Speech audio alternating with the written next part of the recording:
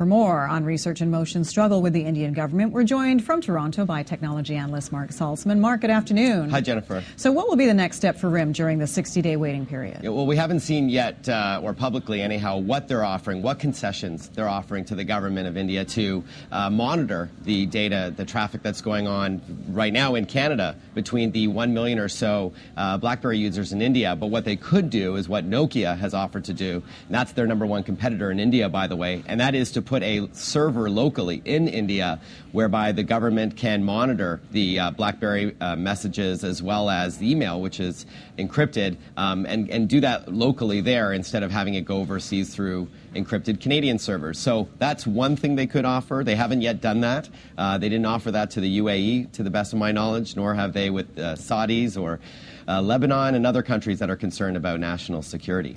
Well, that's the issue. I mean, we don't really know what they're offering. So, They said that it's, quote unquote, technically impossible to let them monitor the traffic that, the way it's set up today. So I'm curious, and I know many of our viewers are, what they're going to do. This is a huge market. India is the fastest growing telecom market in the world with more than 675 million cell phone users. Research in Motion needs to be there. So we'll see what concessions they make. And again, as you touched on, it may not be, I don't think the answer is to ban the BlackBerry altogether, but they can make the BlackBerry less interesting to its consumers by cutting off the things that are encrypted. So messages through BBM and emails are encrypted, whereas text messages and voice calls are not, they do not go through RIM servers.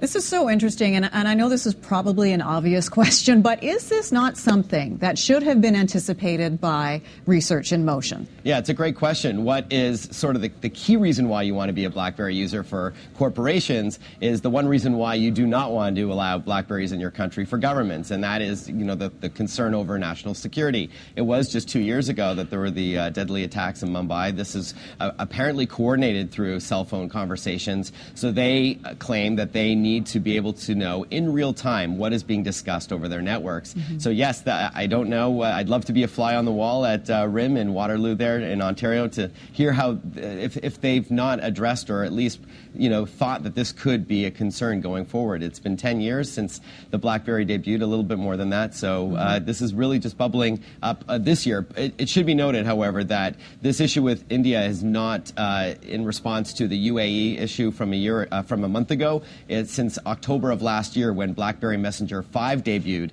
the Indian government expressed concern over the encrypted data. Interesting. What about the domino effect? We got the UAE, India. Who else is going to step up and say, hey, Research in Motion, we want access to your encryption? That's right. So it seems that the Middle East and some Asian countries are the ones who are most concerned at this point. I did touch on Lebanon, I believe Syria, as well as Saudi Arabia. They are also concerned about national security. So we'll see if this does cause a domino effect to Western countries as well.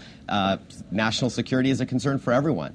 But we're not sure what concessions Research in Motion are going to make to India, and if so, are they going to do that for everyone else? Because in doing so, they can hurt their one key sort of asset compared to the other smartphone manufacturers. Well, and hurt their bottom line too. Exactly. But that's the question: what is the where is the onus on for Research in Motion to tell people what they do? I mean, is there any sort of law that encourages them or forces them to say what they're doing to accommodate India and the United Arab Emirates? Not that I'm aware of. I think that, again, what Research in Motion has been offering to corporations is a godsend to them because it protects their data. And you can't say that for other smartphone makers. But at the same time, that privacy, that security is so strong that it's a concern for these nations that are worried about national security. Fascinating stuff. We'll keep an eye on this one for sure. Marc Saltzman, appreciate your expertise today. Thank you. Thank you.